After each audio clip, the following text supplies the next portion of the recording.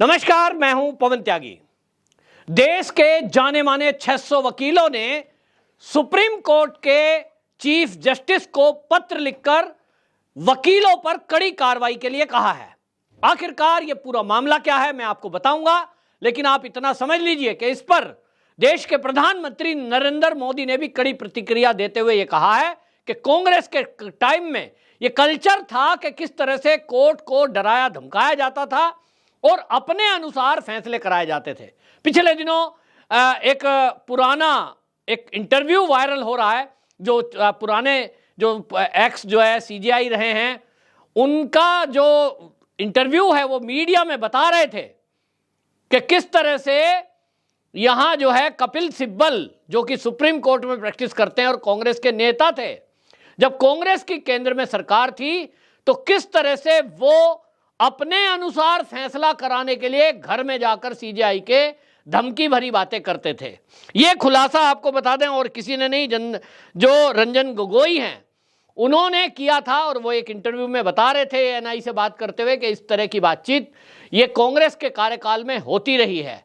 इसी तरह से अब इस मामले में मोदी जी ने टिप्पणी की है, और जो ये पूरा विपक्ष आज मोदी सरकार को और मोदी जी को हिटलर कह के बदनाम करने की कोशिश कर रहा है, पूरी दुनिया में हमारे देश की जुडिशरी को बदनाम करने का काम किया जा रहा है।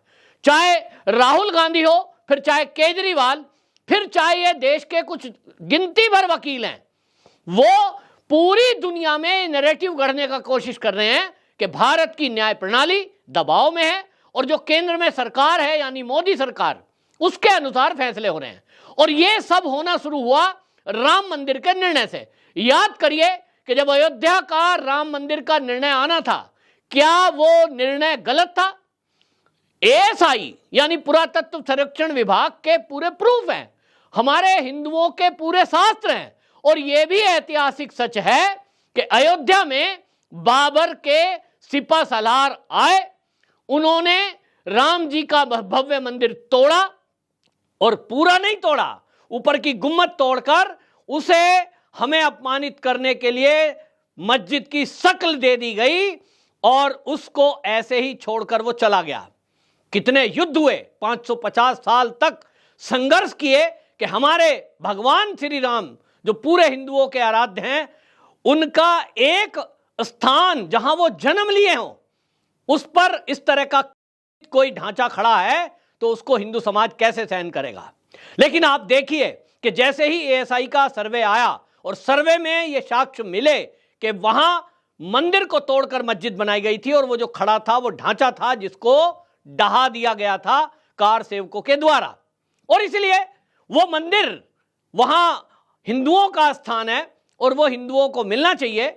बाबर एक आक्रमणकारी था, उस आक्रमणकारी का इस हिंदुस्तान में एक तिल भर भी कोई जगह होने का सवाल नहीं उठता।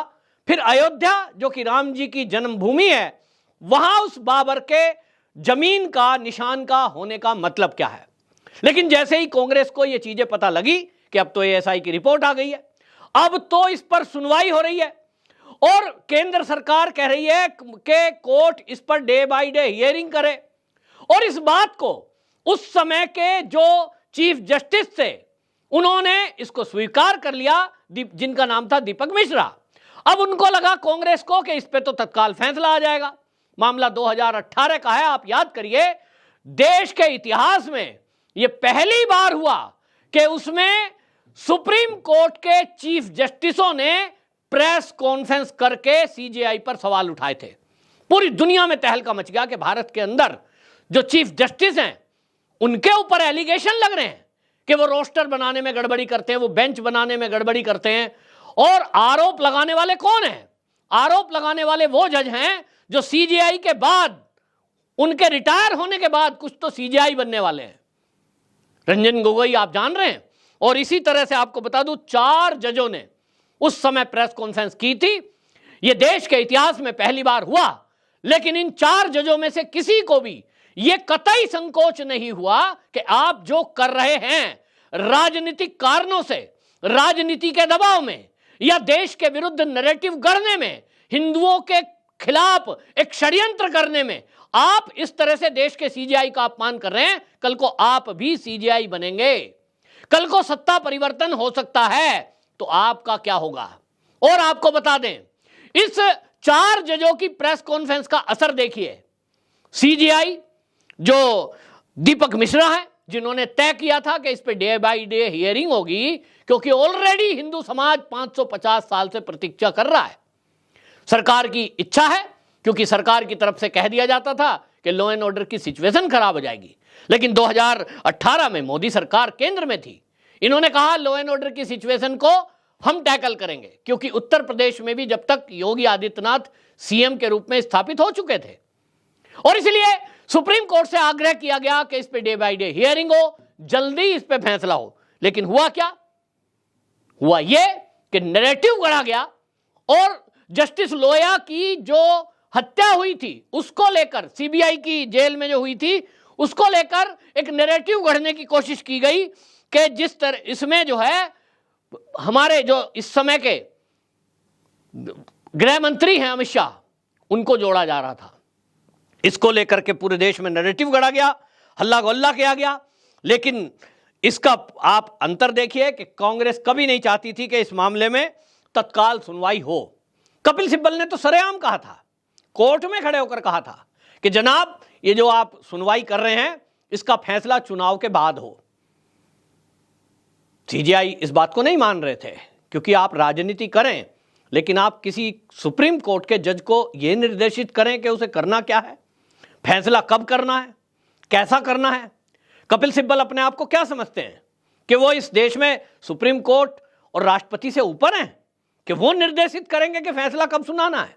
लेकिन ये पूरे देश ने देखा कि कपिल सिब्बल की हिमाकत देखिए कि वो कोर्ट को निर्देशित कर रहे थे, और वैसा हुआ भी। फैसला नहीं दिया गया, क्योंकि लोग ये कह रहे थे, ये कोर्ट में कह रहे थे कि साहब चुनाव में इसका फायदा उठा लिया जाएगा। लेकिन सुप्रीम कोर्ट को दबाव में लाने के लिए जिन 4 जजों ने प्रेस कॉन्फ्रेंस की, जे चेलेश्वर, रंजन गोगोई, मदन बी लोकुर और कुरियन जोसेफ, इन्होंने 7 पेज का एक जो है पत्र लिखा, प्रेस कॉन्फ्रेंस की और सीजीआई को बदनाम किया। और उसका नतीजा आप देखिए क्या हुआ। सीजीआई दबाव में आए, क्योंकि उनको लगा कि अगर मैं इस per day by day hearing जारी रखता हूं, तब फिर ये लोग कहेंगे देखो जी हमने तो पहले ही सवाल उठाए थे कि जो दीपक मिश्रा हैं ये पक्षपाती हैं, ये जो है केंद्र की सरकार के पक्ष में राम के मंदिर का फैसला दे रहे हैं। दबाव में आकर के उन्होंने उस फैसले को लटका कर रखा, ताकि उनके ऊपर यह आरोप ना लग जाए कि इनकी वजह से राम मंदिर का फैसला हिंदुओं के पक्ष में आया। समय बदला, जो अगला नंबर होना था अगला नंबर हुआ। सीजीआई गोगोई, जस्टिस गोगोई बने और फैसला फिर उनको देना पड़ा। लेकिन आपने तब भी देखा कि उसके बाद भी उनके ऊपर आरोप लगे कि बीजेपी से एक समझौता हो गया है। आपने सुना होगा, कांग्रेसी अक्सर ये आरोप लगाते हैं। कपिल सिब्बल ने ही ये आरोप लगाया कि केवल एक राज्यसभा की सीट में मान गए। मतलब इसके पहले क्या कांग्रेस की सरकारों में जो फैसले हिंदुओं के विरुद्ध हुए, हमारे आस्था के खिलाफ हुए, हमारे त्योहारों के खिलाफ हुए, चाहे वो जलीकट्टू हो, फिर चाहे वो कोई भी दीपावली का प्रदूषण का मामला लेकर के रोक लगाई गई हो, क्या वो कांग्रेस की सरकारों ने कोई ना कोई राज्यसभा की सीट या लालच देकर के करवाए थे? कपिल सिब्बल क्या कहना चाहते थे? लेकिन किसी ने सवाल नहीं पूछा, क्योंकि मीडिया और सोशल मीडिया पर भी इन लोगों का इतना असर है कि उसमें एक तरफा चीजें चलाई गई।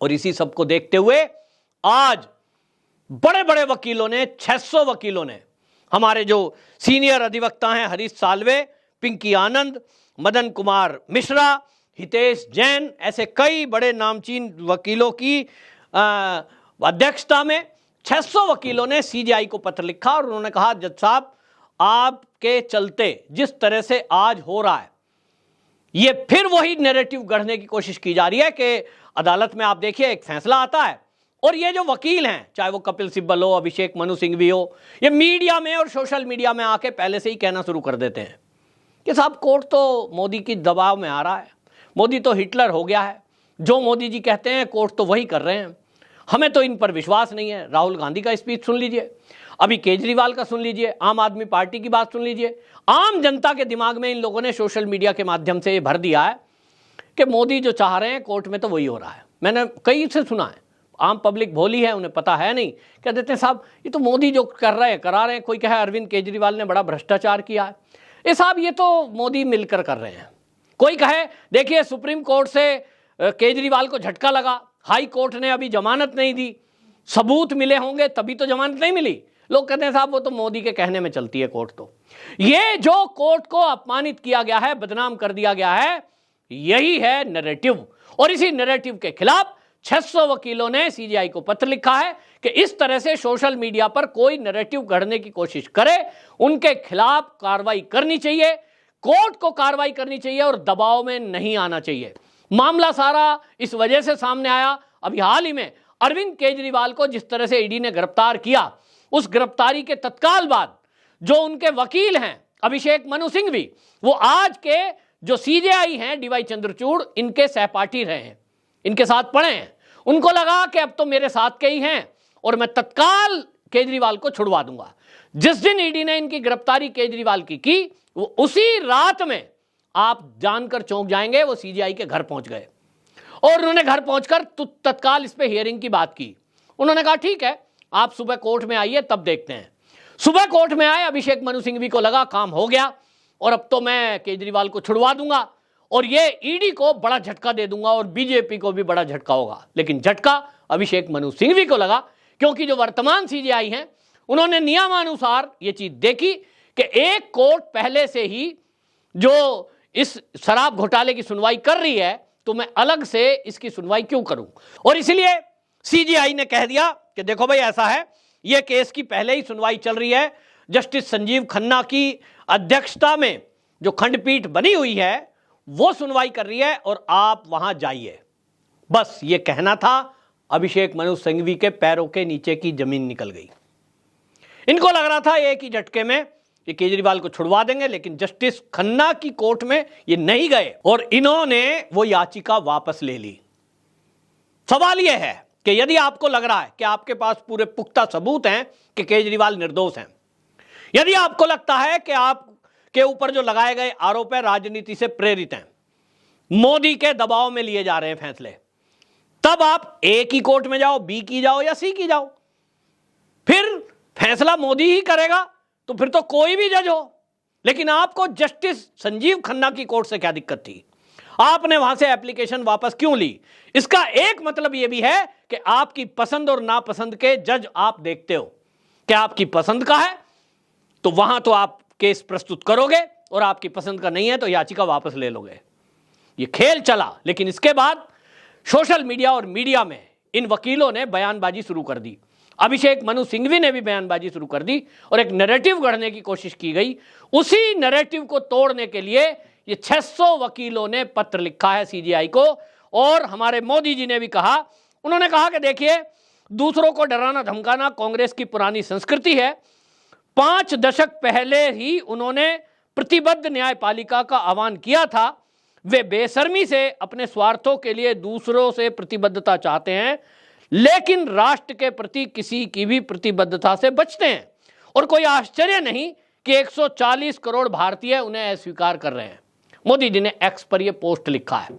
लेकिन मैंने आपको बता दिया पूरा मसला क्या है कि जब भी कभी देश का कोई महत्वपूर्ण फैसला आने की बात होगी, कांग्रेस और वामपंथी टीम अपने अनुसार फैसला कराना चाहती है। मीडिया में आकर कहेंगे देखो जी न्यायपालिका केंद्र के दबाव में, मोदी के दबाव में काम कर रही है। ऐसे में कोई जज अगर सोचेगा यार मैं बदनामी से बचना चाहता हूं, ये मेरे पे आरोप लगा रहे हैं, कल को रिटायर हो जाऊंगा तो मुझे लोग ट्रोल करेंगे, तो क्या करो, चलो विरोध में फैसला दे देते हैं। अगर विरोध में फैसला दे दिया या सुनवाई में डिले कर दिया तो ये ताली बजाते हैं, देखा हमने पहले ही कहा था मोदी ने गड़बड़ी की है, अब मोदी को लगा झटका। और अगर इनके हिसाब से फैसला नहीं आया, जैसा कि सीजेआई ने अरविंद केजरीवाल के मामले में किया है कि एप्लीकेशन कह दिया मैं नहीं सुनूंगा, जाओ जस्टिस खन्ना की कोर्ट में जाओ, एप्लीकेशन रिजेक्ट हो रही है, जमानत याचिका जो कस्टडी में है ईडी की वो कैंसिल हो रही है, रद्द हो रही है, तो इनको झटका लग रहा है। अब ये मीडिया में बोल रहे हैं न्यायपालिका को कुचला जा रहा है, न्यायपालिका को दबाया जा रहा है, केस तो कुछ है ही नहीं, केस तो फर्जी है, देखो साहब चंदा तो बीजेपी ने भी लिया। इस तरह की बातें ये कोर्ट को प्रेशराइज करने की कोशिश है जिसको नहीं होना चाहिए और असली बात यह कि अरविंद केजरीवाल की गिरफ्तारी की बात आ रही है, तब ही ये मुद्दे क्यों।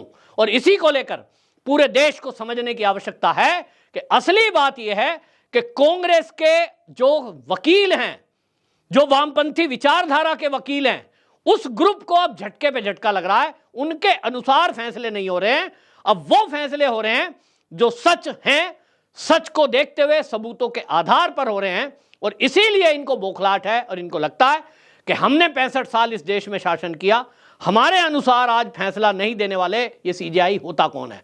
और इसीलिए सीजेआई पर अनावश्यक रूप से मीडिया, सोशल मीडिया के जरिए प्रेशर बनाने की कोशिश की जा रही है।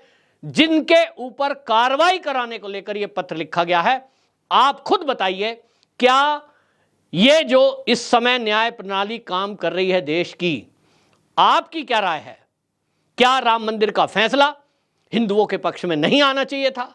क्या आज केजरीवाल की बेल एप्लीकेशन जो रिजेक्ट हुई है और जो सीजेआई साहब ने केस सुनने को तत्काल मना किया, ऐसा उनको नहीं करना चाहिए था? आपकी क्या राय है? कमेंट बॉक्स में जरूर बताएं। वंदे मातरम।